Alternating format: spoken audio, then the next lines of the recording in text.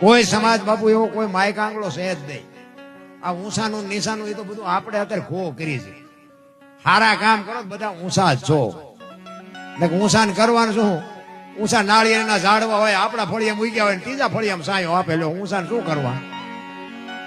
એ કરતા ભલન કાંડા બાવળી આવે પણ ખાટલો નાખીને હું એવું જ હોય. ઊંસા બહુ ઊંસા થવામાં હારા વાત નથી.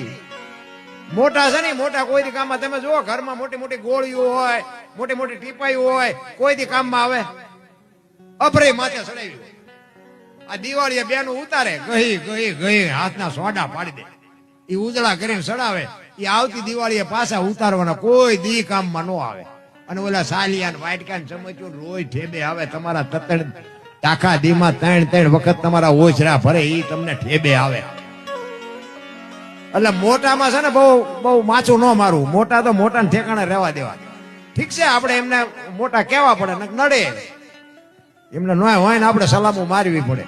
કે આપણા ગામનો હોય ને આપણને ન ખબર હોય ત્યાં ચમ ભેગા કર્યા છે, બધી ખબર જ હોય.